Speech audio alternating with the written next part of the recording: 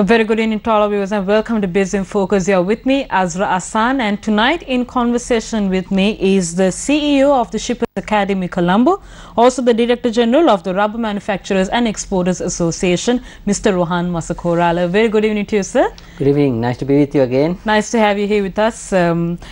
We have completed the year 2018. We cannot really say if it was a very successful one or not, but we have now entered into a new year, going to finish the first month of the year. What can you tell us about what has been happening throughout? Well, as you said, 2018 has been a drama kind of a year for Sri Lanka, which has had some quite a negative results towards the end of the year. Because, as you know, businesses and industry was uncertain what was going to happen, and probably had a 1 to 1.5% effect on our future growth. Do we still have that uncertainty in the environment? It is there because we have not stabilized ourselves, and anyway we have walked into a year of elections on the political front. Globally also, you see, even if you look at the region, India is going for elections. Already we are talking of 2020, the next election in the United States, and trade between the US and China is still not sure what's going to end up with the tariffs. Then the Brexit is totally uncertain in terms of Europe. So our two markets in Europe and America is there, and China plays a very important role in today's global economics. And China has shown the slowest growth in more than 30 years. In terms of growth happening, it's going downwards. So last decade it has been the slowest, so one of the slowest in the last 30 years, which will impact international trade and slow down the global economy. Sri Lanka can't be out of the global economic picture either, because we are an export oriented country. Definitely, and we will, even though we are a small player, very small player, there will be some impact to our industries also.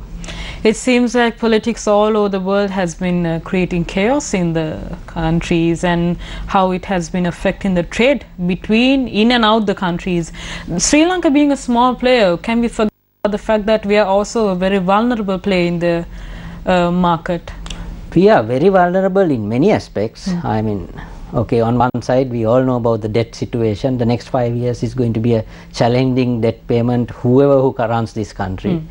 Secondly, our export base is still not diversified, and the foreign direct investment should be greater than what we are getting today. And if we want to be a good industrialized hub, we need foreign direct investment.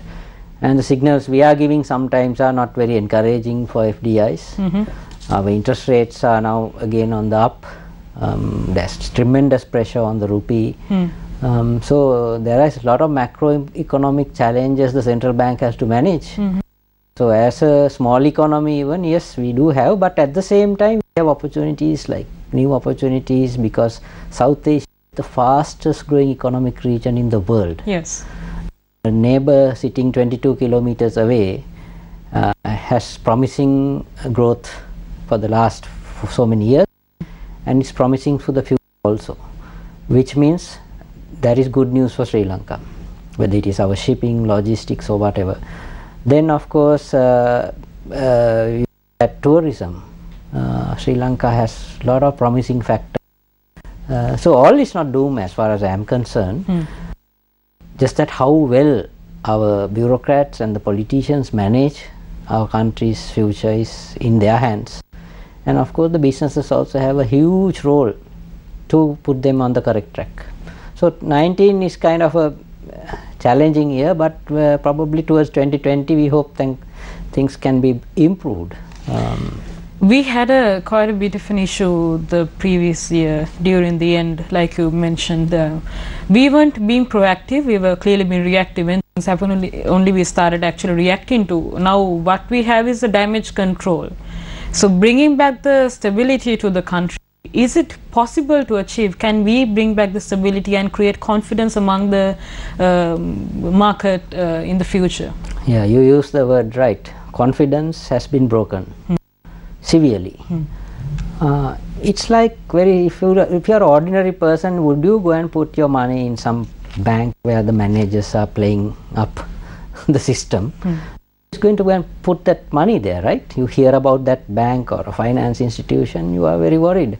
Similarly, people worrying, looking from outside, who likes to put money into this country. I'm not saying people are not interested, but consistency is a huge issue in this country, policy consistency. Due to various political reasons, sometimes policies cannot be implemented because they are not popular. We have the policies, but they are not being implemented. They can't be implemented, to be fair, by some other politicians who want to put the country on the right track. The general public doesn't understand the overall macro consequences of it. They see short-term losses, and you see, when you are derailed, you got to put it right. Putting right is, you need to have a lot of effort. Sometimes those efforts are not being seen, so they are not popular as people are. It's not popular subject. So then the policy you are trying to put right is not going to happen. So in that sense, we have challenges administratively in Sri Lanka. And also some of the businesses are very protective. They don't want to open up and go into the next level of development. So therefore, even the bureaucrats and the politicians too have a problem getting that message across to the industry. So it is, if everybody doesn't hold hands together to see the country's development and the mess we have created ourselves over many decades, it's very serious. In that sense, I don't know whether the young people even understand. Have you realized the gravity of the mess that we are in now? I have realized long years back. 20 years back I realized, and I did my part for myself because I understand. But then the ordinary people don't understand, and general people expect the government to deliver, and at the end of the day we are talking very childish political things in this country, and probably power seems to be the only thing that most people look at. And country's future becomes a huge, it just take at that position if you are not managing your macroeconomic environment well. So we all must pull together Sri Lanka, because it's absolutely a land of opportunity as far as I am concerned. It is. Right. I recently wrote an article, I don't know whether you read. I mean, we are sitting between Singapore and Dubai, two major hubs, right? And a market sitting north to us, huge. If this location cannot be transformed into a mega metropolis, it's nobody else's fault, our fault. You can't blame the international community or bank or IMF or anything for that. What we have created for our country is what we have done. So but we have a talent base in this country. So if we put our brains together and work towards goals, I'm very positive at the same time. Just that positiveness remains, the goalpost getting shifted all the time due to bad political decisions and bad politicians in some sense. I think what the general public understand is not the figures or the technical things that we talk about, but the real struggle that they have to go through when it comes to the daily life. We'll speak more on this subject, but we'll be back with this short commercial.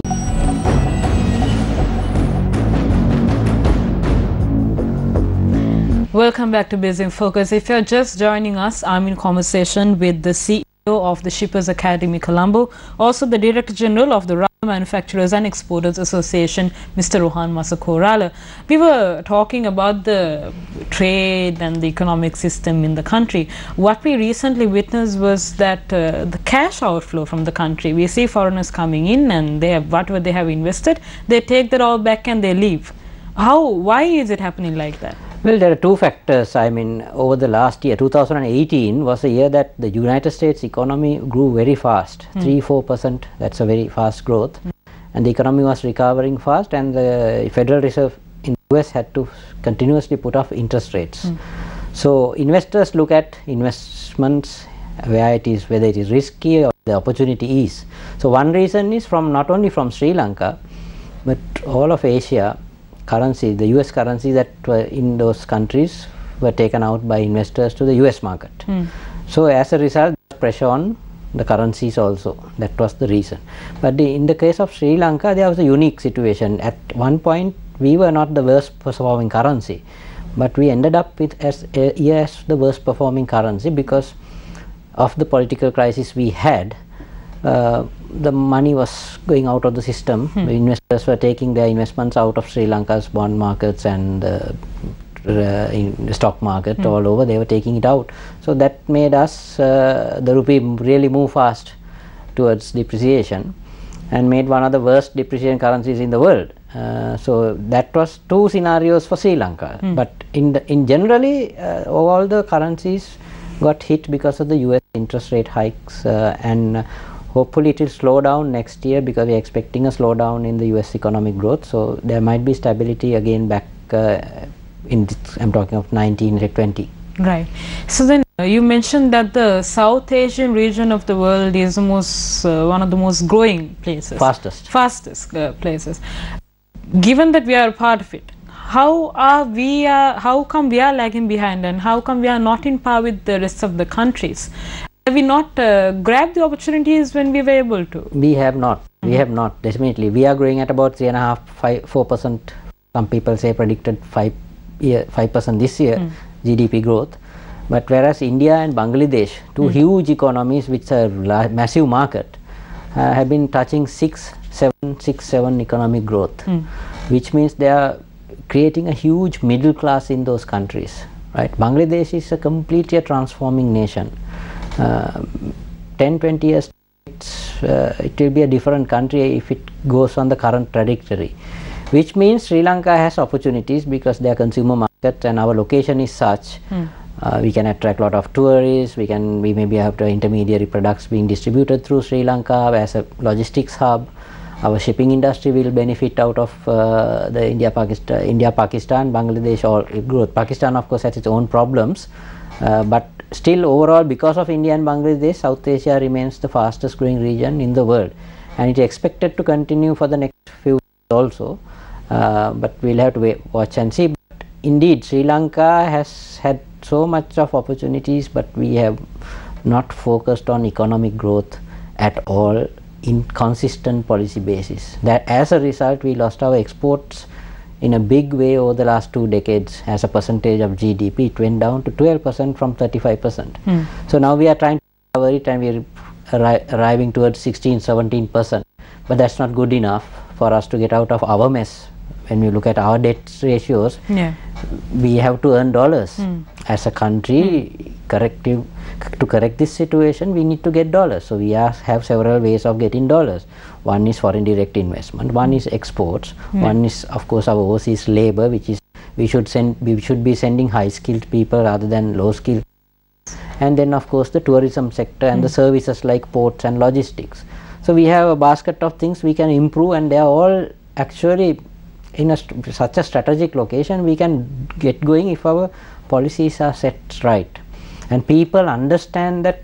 People should understand what is the right policy and what is not the right policy. Popular policy is not the right policy. If people get that thing that okay, building roads, infrastructure, everything is the best policy, but it is good as long as those investments bring in the return fast, right?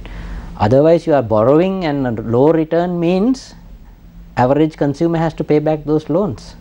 So we have to go into projects that will bring rather quick returns to the country, because our debt payments are getting quicker and quicker, the maturity dates are getting quicker and quicker. If we don't do that, we will have problems of holding our rupee to a stable position. We will have issues of interest rates where we will have high interest rates, then people can't borrow. So all these things have to be managed. So there's a lot of macroeconomic challenges we have to do, but the areas that I mentioned to you have to be improved. You spoke about imposing taxes on people now, and the fact that we have to pay back the taxes in dollars. So imposing taxes on people in a large scale, will that solve that problem? Well, there are two things. Now, central bank generally has its own mechanism of borrowing through bonds or swaps or various mechanisms to build up reserves, and it pays out dollars through that. But remember, we have to have day-to-day life, right? There has to be infrastructure development ongoing. So still, as a government has to still put in reserves in cash into the economic growth. So therefore, if the government's revenue also has been dropping over the last 10 years as a percentage of GDP. So how can a government, I mean, some minister or a president is not putting private money, it's end of the day they are managing a fund. That fund has been going down as a percentage of GDP also. So we have not been paying enough taxes as a nation. Compared to most countries, our taxes are actually at a lower ebb. If you compare with major economies, I mean, we are collecting, Australia basically 50% of your income is taxed. But shouldn't that be the affordability of the people? It's affordability also, so it's a balancing act. Now we provide free education, everything free, right? Healthcare, roads have to be built, all those also. You have to remember, ports have to be built. We have to bring in energy, right? We depend on petroleum, so we are vulnerable for international petrol prices, diesel prices, right? We are heavily dependent on. So a government must have a revenue also to do these things. So a lot of people don't pay taxes also, and people who can afford to pay taxes also don't pay taxes. That is wrong. If you're a responsible citizen, you have to pay your taxes. So there has to be some kind of increase of government revenue also. So I think that one of the reasons government started collecting more money is wanting to settle debt, wanting to continue the economic growth also. So taxes nobody likes taxes, but in reality you got to pay taxes also, and that is also part of the system. Part and parcel of the system, and citizens must understand that. But the problem we have is we tax the poorest of the poor also. We tax the wrong people. Wrong people, so we have to change that equation. I think government has understood that they are trying to bring it from 80 to 60% and all that. So when that comes also, even the businesses protest because their margins are going off as profit. So but if the countries, what we got to understand as citizens, you and I both, everybody, that our country is in difficulty. If the 20 million understands that and also don't give in to wrong politicians but understand the right politicians and get them to do the job, we will have a better country. Otherwise we will suffer in the longer term, and generations to come can suffer. That is the reality. I mean, if you mismanage the economy, you have enough evidence in the world, like Venezuela, you can get into circles of poverty. So we don't want that, because this is a nation that can come out of poverty and be a next generation country. A more prosperous country. Definitely, we missed the bus for so long. Don't give in to the wrong politicians, but select the right ones so they can do their job. I think that's indeed something we all have to keep in mind. Stay tuned, you're watching Biz in Focus. We'll be back after this short commercial break.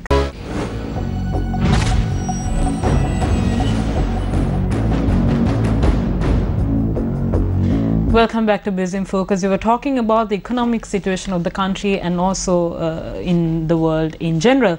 We have a bit of good news when it comes to the apparel industry, being the first industry to mark the $5 billion mark, to pass the $5 billion mark. Is it good? Have we performed to the fullest potential, or?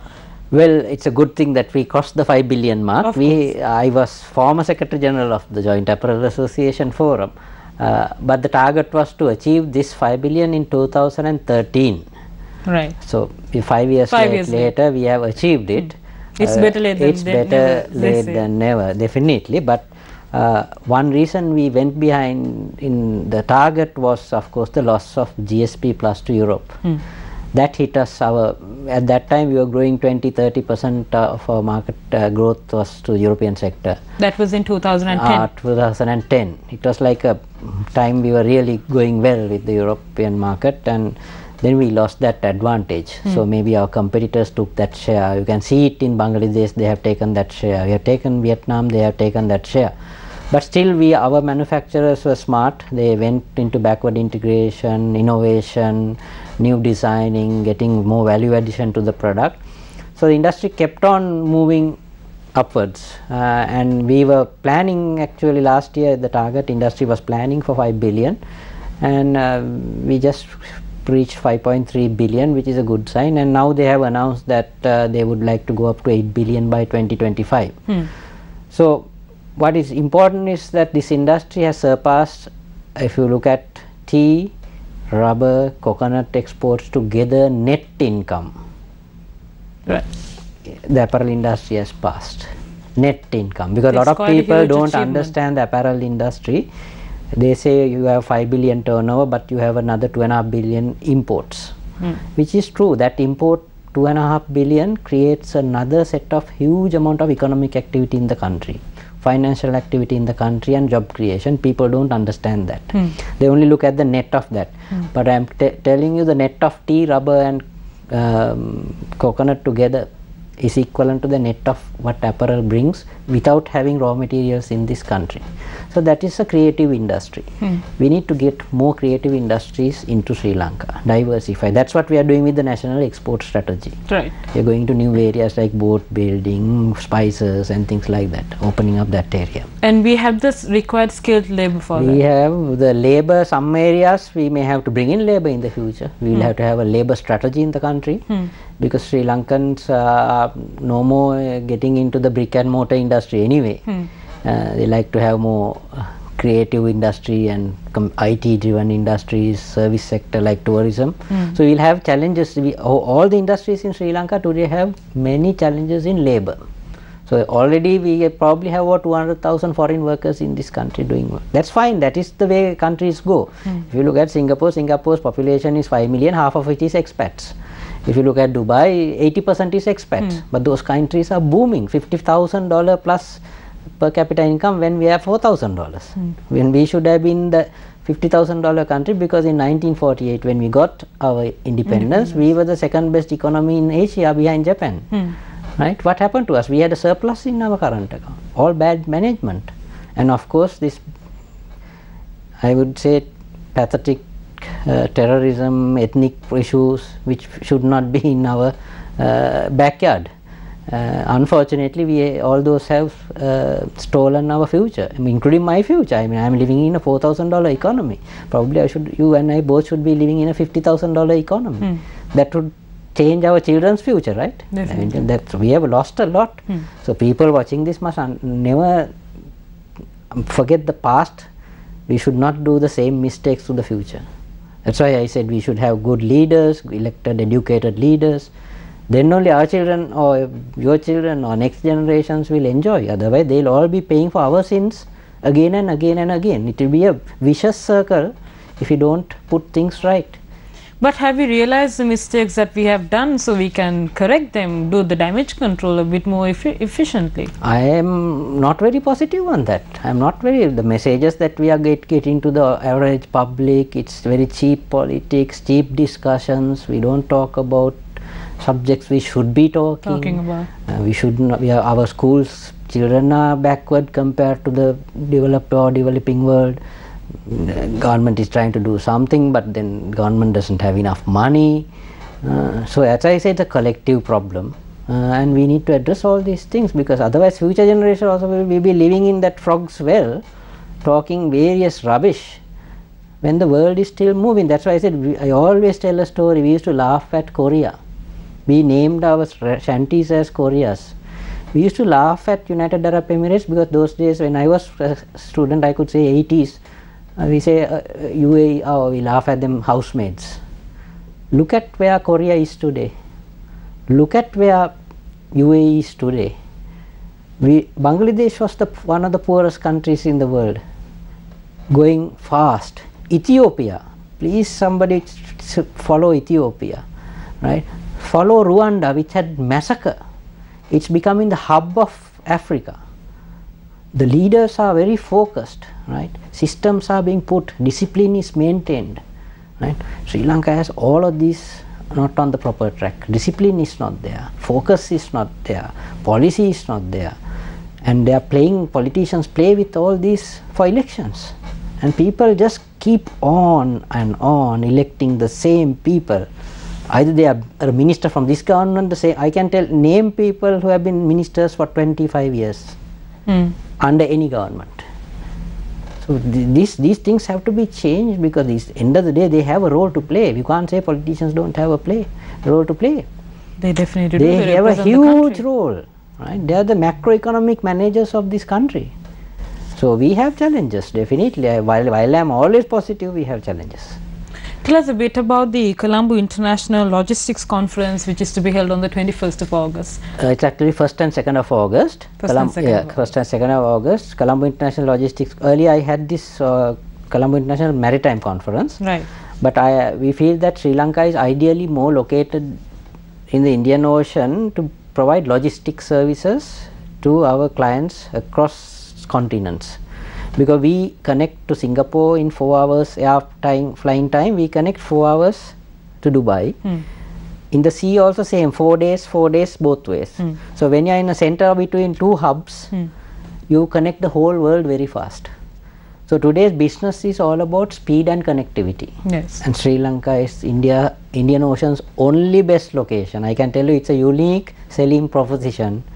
If we can get foreign direct investors to come and set up logistics services, logistics facilities, then the manufacturers and the FDIs will come here to get that advantage of reaching markets fast, and consumers of the 21st century, 4th generation, 5th generation, you have all kinds of new names. Yes. Those markets are probable capturing markets for Sri Lanka because of our location. So we are promoting Sri Lanka as a destination for logistics.